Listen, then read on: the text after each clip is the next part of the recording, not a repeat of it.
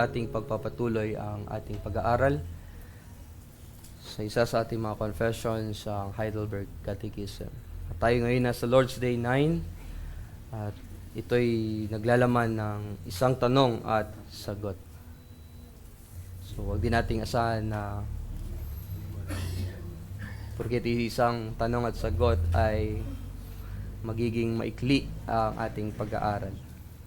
So tunghayan natin at pakinggan ng mabuti ang nilalaman ng ating confession under Lord's Day 9. Tanong 26, ano ba ang pinaniniwalaan mo kapag sinasabi na sumasampalataya ako sa Diyos amang makapangyarihan sa lahat na may likha ng langit at ng lupa?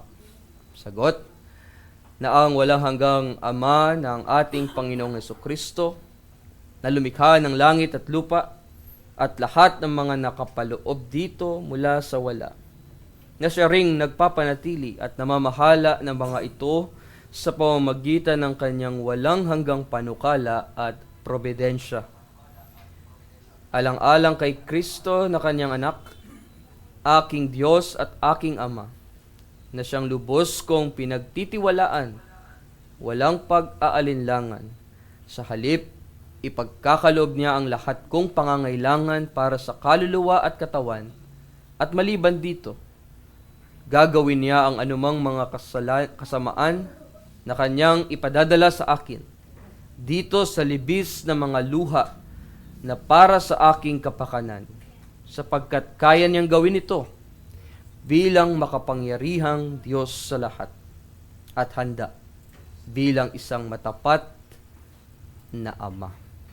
Ngayon dumako tayo sa kasulatan at bilang ating reference ay nasa Romans chapter 8 verse 18 hanggang 30 ang ating babasahin. Romans chapter 8 verses 18 to 30. Ganito ang sabi ng salita ng Diyos. Tinuturing ko na ang pagtitiis sa panahong kasalukuyan ay hindi karapat-dapat maihambing sa kaluwalhatiang mahahayag sa atin.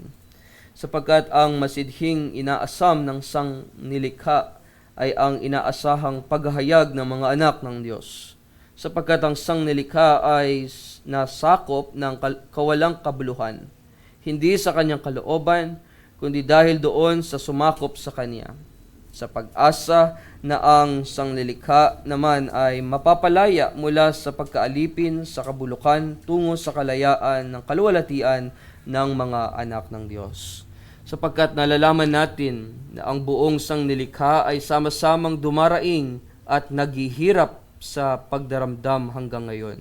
At hindi lamang sangnilikha, kundi pati naman tayo na mayroong mga unang bunga ng Espiritu, na tayo na may dumaraing din sa ating mga sarili sa masidhing paghihintay ng pagkukupkop, ang pagtubos sa ating katawan, sapagkat tayo iniligtas sa pamamagitan ng pag-asang ito. Ngunit ang pag-asang nakikita ay hindi pag-asa, sapagkat sino nga ang umaasa sa nakikita? Subalit kung umaasa tayo sa hindi natin nakikita, hinihintay natin itong may pagtitiis.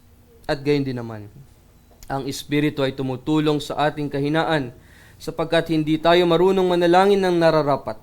Ngunit ang Espiritu mismo ang namamagitan na may mga daing na hindi maipahayag. Ngunit ang Diyos na sumisiyasat ng mga puso ay nakakaalam kung ano ang kaisipan ng Espiritu, sapagkat siya ang namamagitan dahil sa mga banal ayon sa kalooban ng Diyos. At nalalaman natin na sa lahat ng bagay, ang Diyos ay gumagawa sa ikabubuti ng mga umiibig sa kanila na mga tinawag alinsunod sa kanyang layunin. Sapagkat ang mga nakilala niya ng una pa ay itinalaga naman niya na maging katulad sa larawan ng kanyang anak, upang siya maging panganay sa maraming magkakapatid. At yaong mga itinalaga niya ay kaniya namang tinawag, at ang mga tinawag niya ay itinuring niyang ganap, at ang mga itinuring na ganap ay niluwalhati din naman niya. Mga minamahal na kapatid sa ating Panginoong Hesukristo, muli, aking babanggitin isa sa ating mga kapahayagan ng pananampalataya ay ang Apostles' Creed, na kung saan binibigkas natin ito mula sa ating mga puso, siyang buod ng ating mga pinaniniwalaan bilang mga Kristiyanong Reform.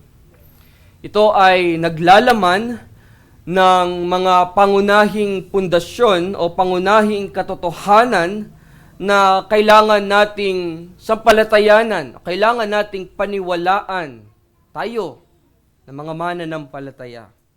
Tayo tinawag upang isabuhay ang mga nakapaloob doon o yung 12 artikulo ng Apostles' Creed. Dahil dito, yan ay nagsisilbing pundasyon ng ating pananampalataya. Sa ating pag-aaral noong nakaraang Lord's Day, at yun nga ang Lord's Day 8, naunawaan natin ang pahayag patungkol sa Trinity, na tayo'y mayroong isang Diyos sa 3 persona.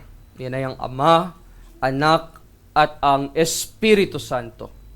Bagamat iisang Diyos, siya ay nagpapahayag sa 3 magkakaibang persona na may kani-kaniyang gawain, ngunit nagkakaisa sa kanilang kalikasan at layunin.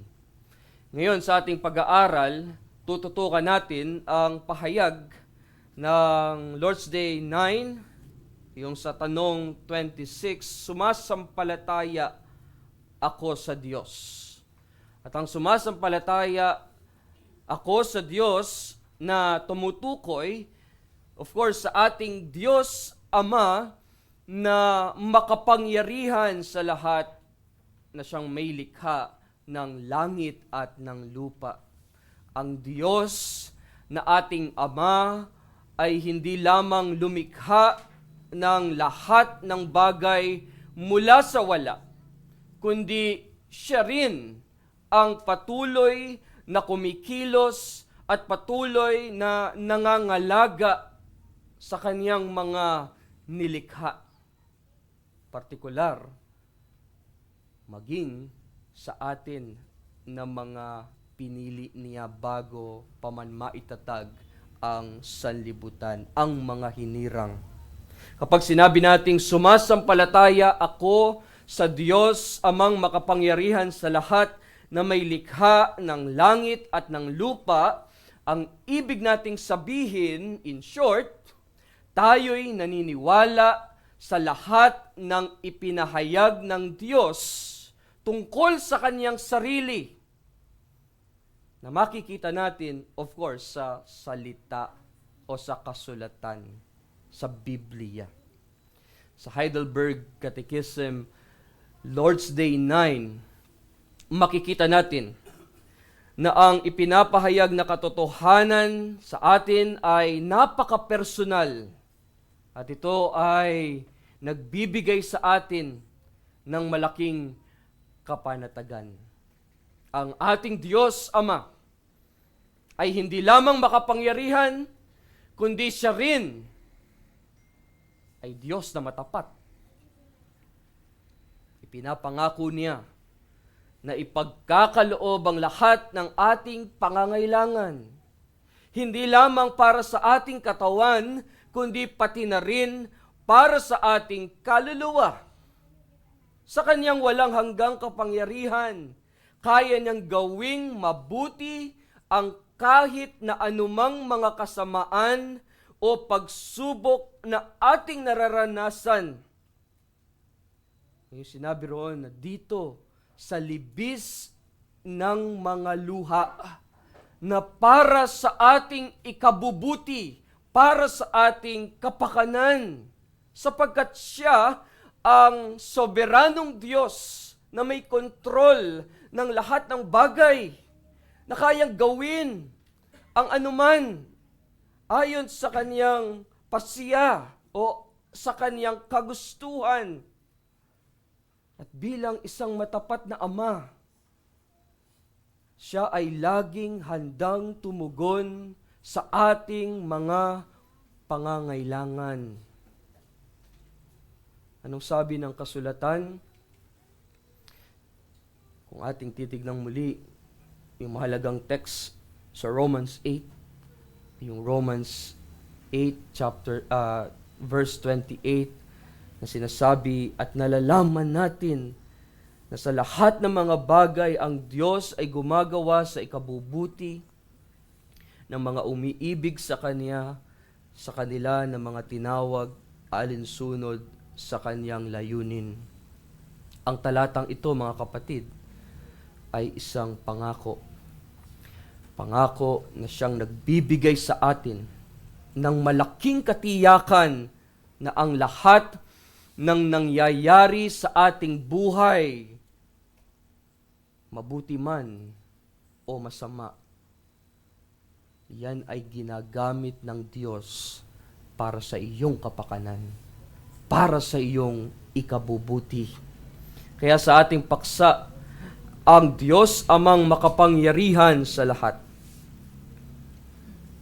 Mula sa paksang iyan, bibigyan pansin natin ang tatlong punto o ang tatlong mahalagang puntos. Ang una, siya ang ating Diyos, amang lumikha ng langit at lupa, na nagpapakita ng kanyang walang hanggan at walang kapantay na kapangyarihan bilang manlilikha. Pangalawa, siya ang ating Diyos siya ang ating Diyos Ama alang-alang kay Kristo, na nagbibigay sa atin ng karapatan na maging mga anak ng Diyos. Paano yun? Yun ay dahil sa ginawang sakripisyo ni Kristo doon sa krus ng Kalbaryo. Pangatlo, siya ang ating Diyos Ama na nagbibigay ng kapanatagan. Isang Ama na palaging naririyan upang sa atin ay magbigay ng kapayapaan at magbigay ng kapanatagan sa ating buhay kahit pa sa kabila ng maraming pagsubok, hamon, mga paghihirap, pagdurusa na ating kinakaharap. Kaya itunghayan natin ang ating unang punto, na siya ang ating Ama na lumikha ng langit at ng lupa. Ang ating Diyos, Ama, ay tunay na makapangyarihan. Siya ang Diyos na makapangyarihan sa lahat. Ang lahat ng kapangyarihan at lakas ay nagmumula sa Kanya. Siya yung source. Walang sino man o anuman ang makapagpapawalang bisa sa Kaniyang kapangyarihan. At siya lamang ang tunay na may hawak ng lahat ng bagay. Sa Kanya nagmumula ang buhay at ang lahat ng nilikha, at walang imposible sa Kanya. Ang Kaniyang kapangyarihan ay hindi limitado sa anumang bagay, kundi Kaniya ang lahat. At sa Kaniyang mga kamay nakasalalay ang lahat sa atin. Nakasalalay maging ang ating buhay at kinabukasan. Tang hinaharap sa Kanyang kapangyarihan, nagiging posible ang lahat.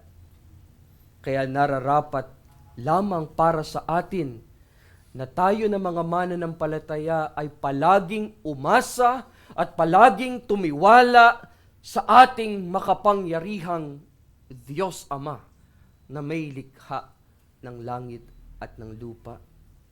Ang ating confession ay maliwanag na nagpapahayag ng katotohanan ito. At ayon nga sa Lord's Day 9, kung ating babalikan, siya ang lumikha ng langit at lupa at lahat ng mga nakapaloob dito mula sa wala. Dito'y ma-amaze ka kung papaano nabuo ang lahat ng bagay. Ang paglikha ay hindi lamang isang simpleng proseso, kundi isang makapangyarihang paggawa ng Diyos na nagpapakita ng kaniyang kahangahangang kapangyarihan. Mga kapatid, ang pagkilala sa kaniyang paglikha ay isang pangunahing katibayan na ang Diyos ay tunay na makapangyarihan sa lahat. Ipinapahayag ito ng psalmist na si David sa Psalm 121 verses 1 and 2.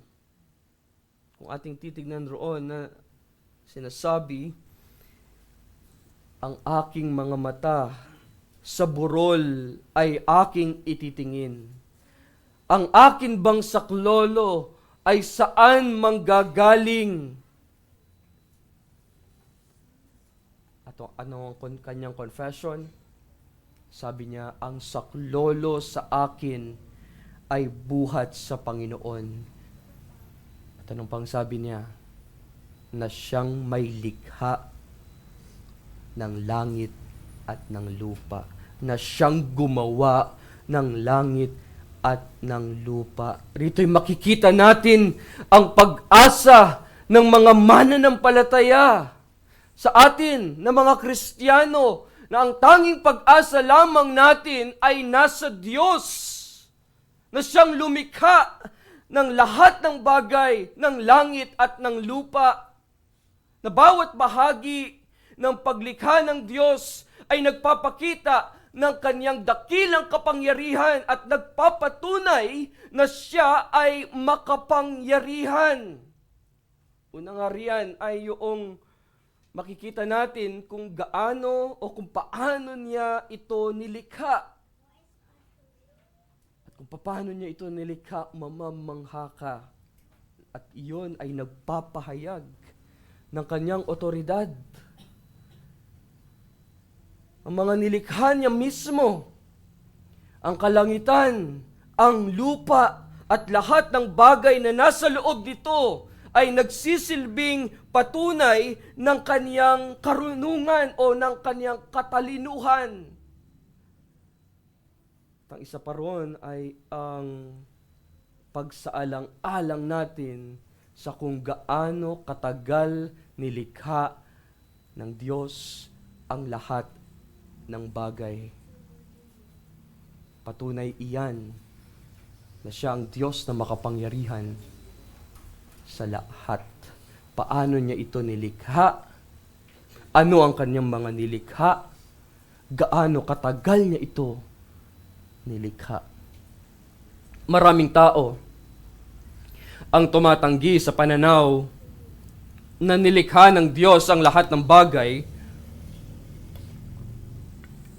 at may iba't ibang teorya tungkol sa pinagmulan ng sanlibutan.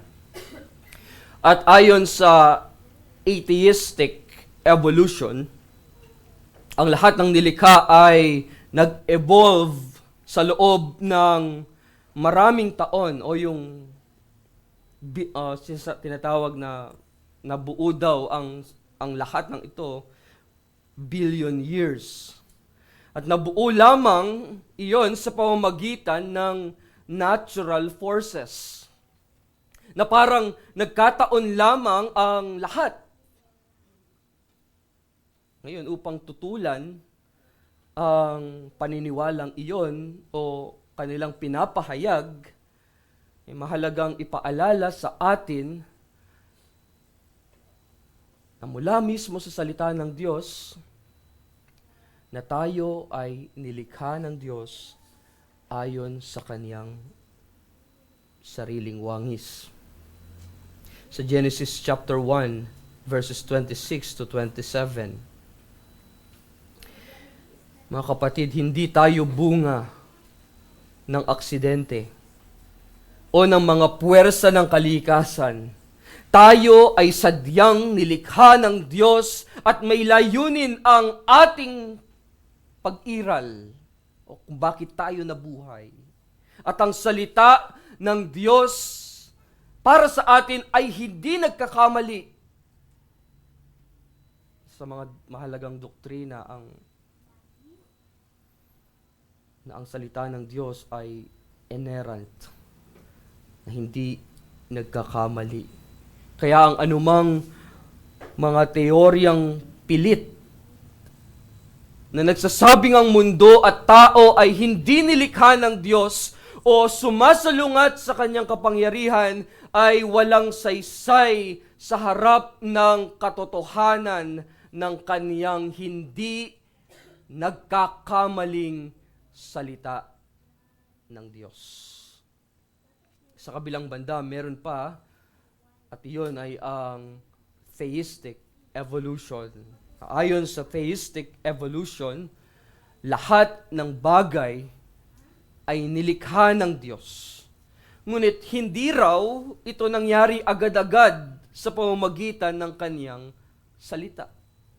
Sinasabi nilang matagal na panahon ang lumipas bago nilikha ang lahat. Kumbaga dito o sa kanilang posisyon, mas pinapaboran nila ang agham o ang siyensya kaysa sa banal na kasulatan.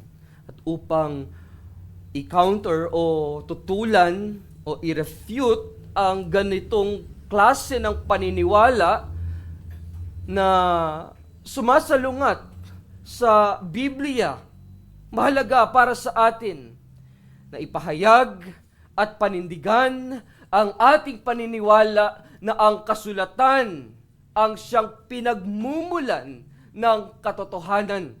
Ang paglikha ng Diyos ay isang pangunahing doktrina ng paniniwalang Kristiyano. At ayon sa salita ng Diyos o ayon sa kasulatan, nilikha niya ang lahat ng mga bagay mula sa wala o yung tinatawag na ex nihilo.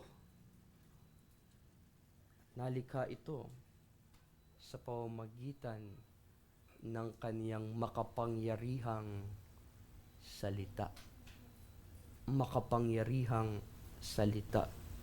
Nilikha niya ang lahat sa loob ng 6 na araw. 24 oras kada araw sa pamamagitan ng kaniyang makapangyarihang salita. Hindi niya kailangan ng tulong o ng anumang pre-existing na material upang makalikha siya, kundi sa pamamagitan ng kaniyang makapangyarihang salita ay nalikha ang lahat ng bagay. Sabi ng Hebrews 11 verse 3. Hebrews 11 verse 3. Sa pananampalataya ay nauunawaan natin na ang sanlibutan ay nilikha sa pamamagitan ng salita ng Diyos.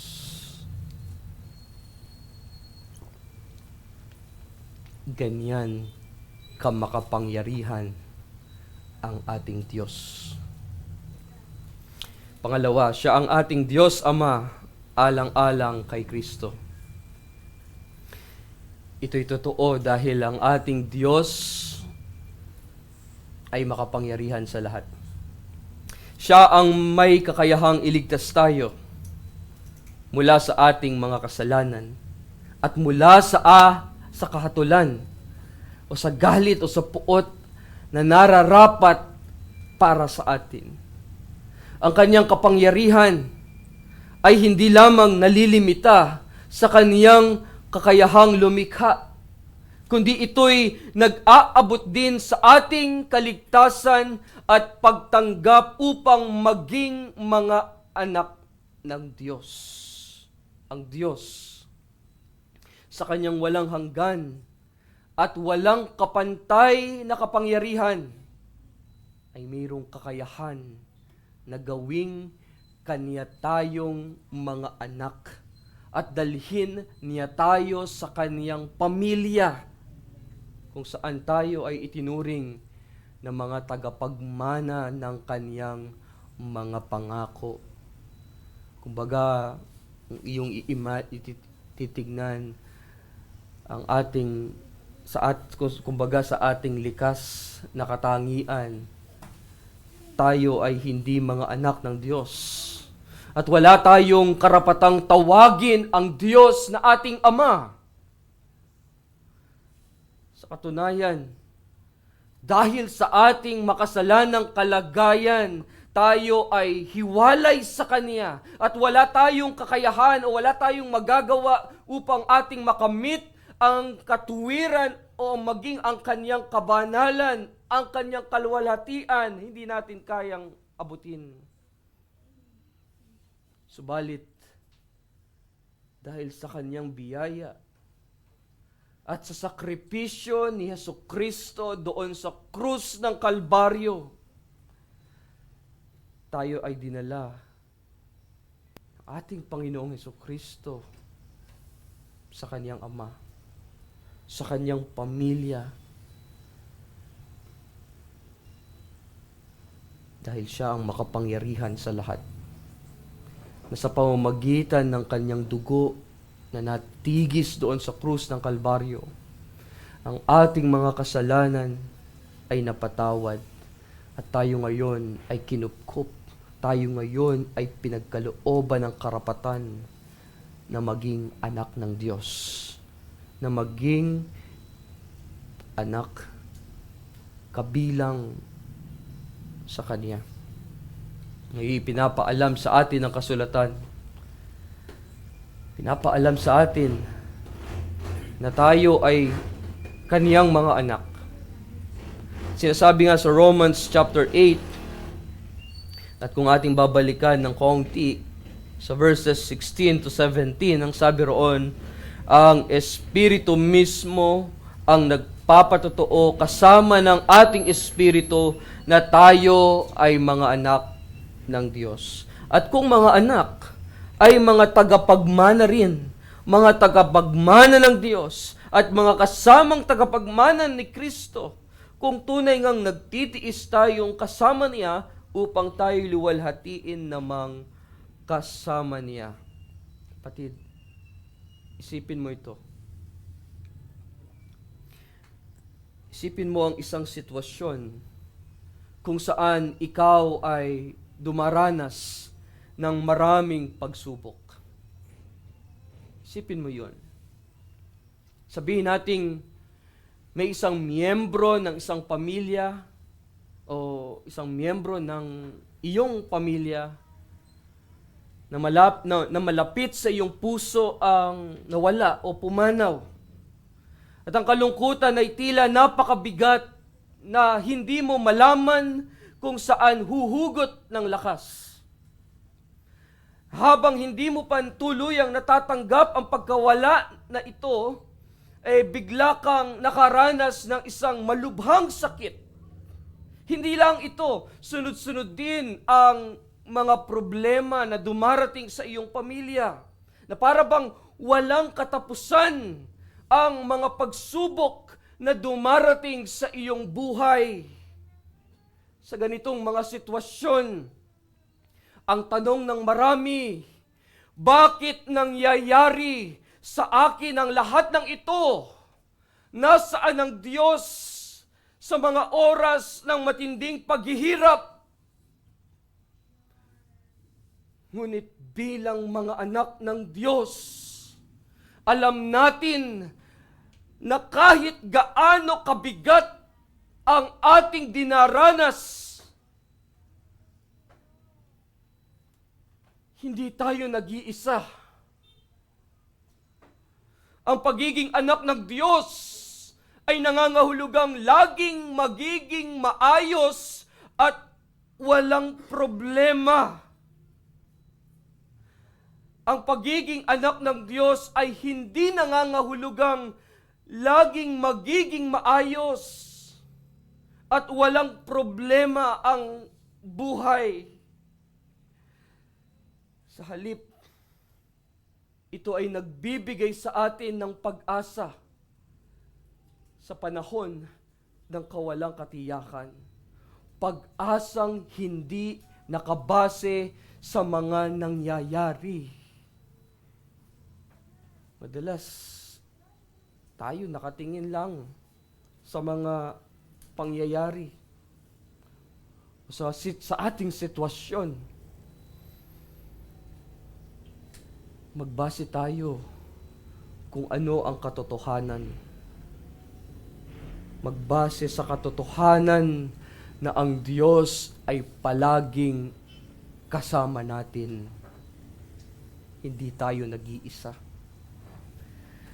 Sa kabila ng ating paghihirap, tayo ay binibigyan ng kalakasan na hindi nanggagaling sa atin, kundi sa Kanyang banal na Espiritu na siyang tumutulong sa atin upang tayo makapagpatuloy na lumakad sa pananampalataya sa Diyos.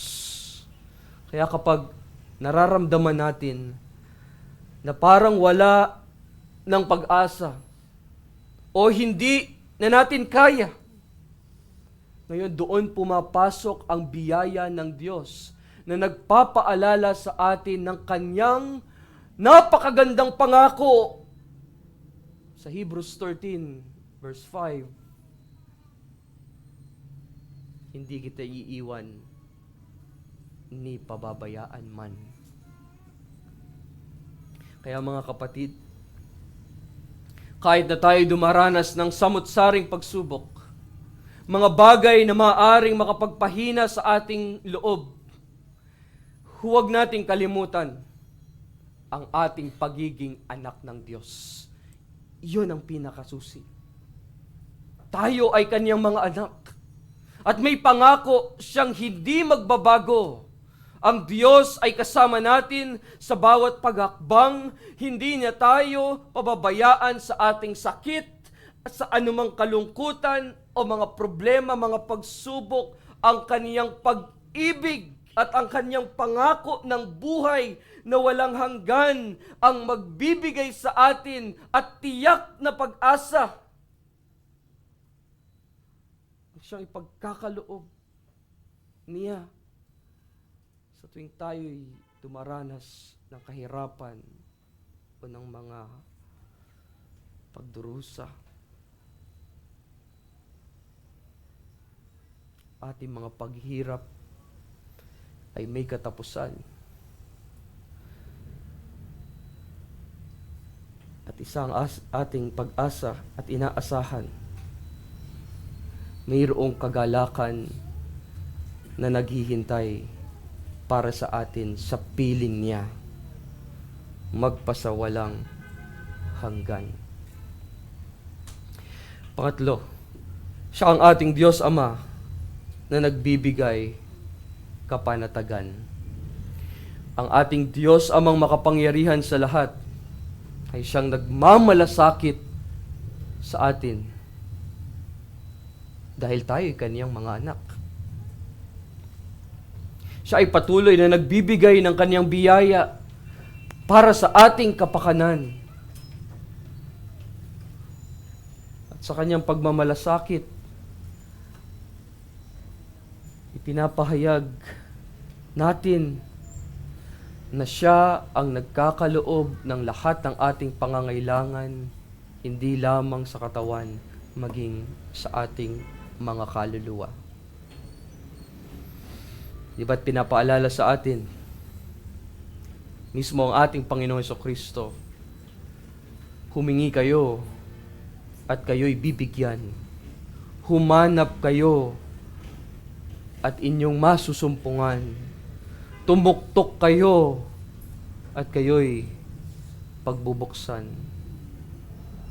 Ang talatang iyo'y nagpapatunay kung yung pangbabasahin ng mga sumunod na mga talata roon, yun ay nasa Luke chapter 11, at doon pinapakita na kung ang makasalanang tatay nga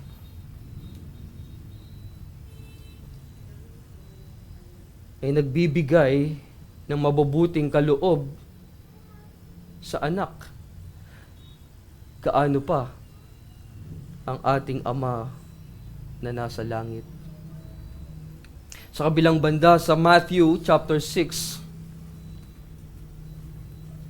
yung mismong chapter, at specifically doon sa verse 31 hanggang verse 33, dito'y tinuturo sa atin na huwag tayong mabalisa, na huwag tayong mag-alala tungkol sa ating mga pangangailangan, sapagkat sabi roon, batid ng inyong Ama sa langit na kailangan ninyo ang lahat ng mga bagay na ito.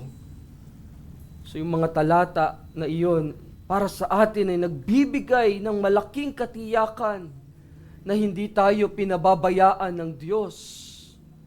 Lagi siyang nariyan, handang tumulong at magbigay ng sapat na tulong sa bawat sitwasyon. Kaya naman, tayo tinatawagan na magtiwala ng lubos sa Kanya.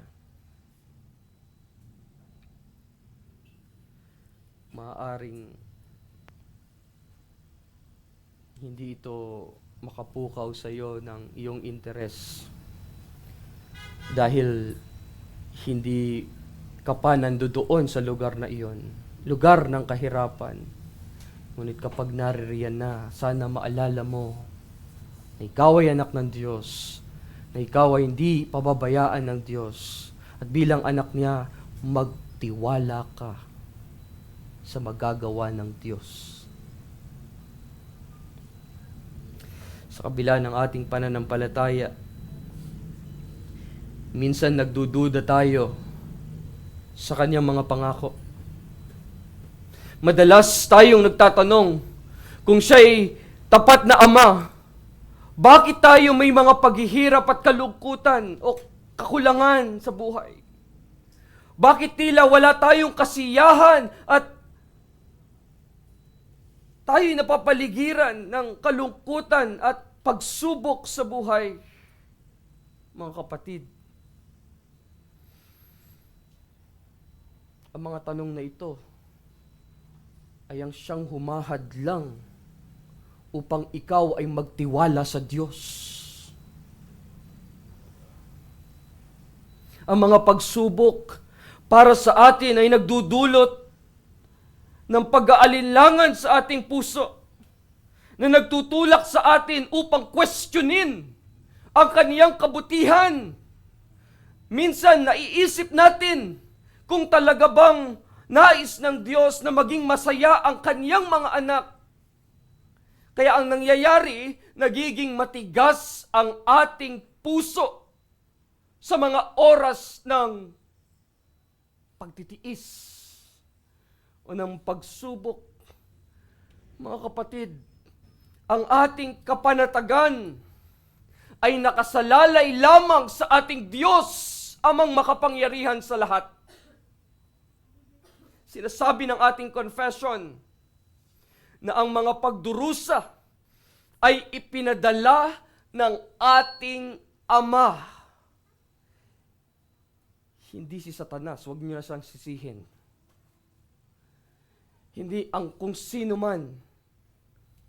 mang tao ang dapat sisihin. Ipinadala sa iyo yan ng Diyos, Ama. Ang ating matapat na Ama ang nagpapadala ng mga pagsubok upang tayo ay lumago sa pananampalataya. Sa mga pagkakataong ito, naway maunawaan natin na ang mga paghihirap ay mayroong layunin. Ang mga ito ay naglalayong palalimin ang ating relasyon sa Kanya. At ituro sa atin ang kahalagahan na tayo'y magtiwala sa lahat ng Kanyang magagawa. Naniniwala tayo na ang lahat ng ito ay para sa ating kapakanan. Ang Diyos na makapangyarihan sa lahat ang siyang nagsabi, ang lahat ng bagay ay nagkakalakip-lakip. Ang lahat ng bagay ay gumagawa, mabuti man o masama, para sa ikabubuti natin. Ang mga pagsubok na ito na ating dinaranas, tandaan sana natin ito. Iyan ang mga pagkakataon na ikaw ay dapat lumapit sa Diyos Ama na makapangyarihan sa lahat. Lalapit ka at ikaw ay hihingi ng tulong sa Kanya. Gaya ni David, ang aking saklolo ay nasa Panginoon na siyang gumawa ng langit at ng lupa. Sa biyaya ng Diyos, magsikap nawa tayong patuloy na magtiwala sa ating Diyos na makapangyarihan sa lahat. Ano man ang mangyari, dahil siya ay laging nariyan upang magbigay ng patnubay. Ang Diyos bilang makapangyarihang Diyos ay kumikilos sa bawat sitwasyon natin. Ang mga pagsubok ay bahagi ng Kanyang mas malaking plano. At ang Kanyang mga gawa na ito, tandaan natin, siya'y punong-puno ng kabutihan at katapatan. Siya'y mabuti. Ang Kanyang katapatan ay nagbibigay ng katiyakan na ang lahat ng ating dinaranas, mula sa mga pagpapala hanggang sa mga pagsubok, ay mayroong siyang layunin. At ang layuning iyon ay para sa ating ikabubuti sa Kanya na umiibig sa Panginoon at mga tinawag sa Kanyang layunin. At dahil doon, nagbibigyan ng kaluguran, ng karangalan, ng kaluwalhatian ang Diyos. Amen. Tayo manalangin sa Panginoon. Ama naming Diyos na makapangyarihan sa lahat, Ikaw na siyang aming soberanong Diyos, na may likha ng lahat ng bagay, tunay na kahanga-hanga ang iyong kapangyarihan. Kaya sa aming narinig, aming nasaksihan ang iyong kapangyarihan, kailanman ay di nagbabago.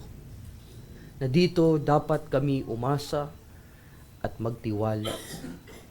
O Diyos, batid po ninyo, kami bilang iglesia ay mayroong kani-kaniyang, o sa bawat pamilya ay mayroong kani-kaniyang mga pagsubok na pinagdaraanan.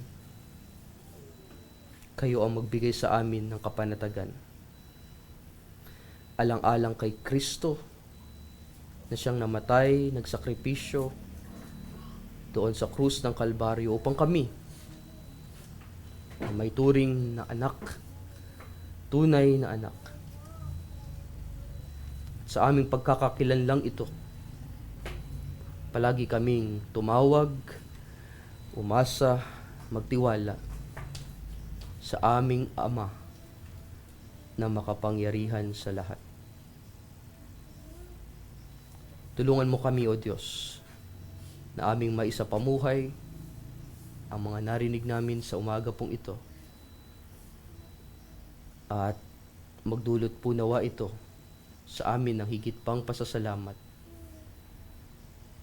Ang lahat ng ito'y aming panalangin sa pangalan ni Jesus. Amen.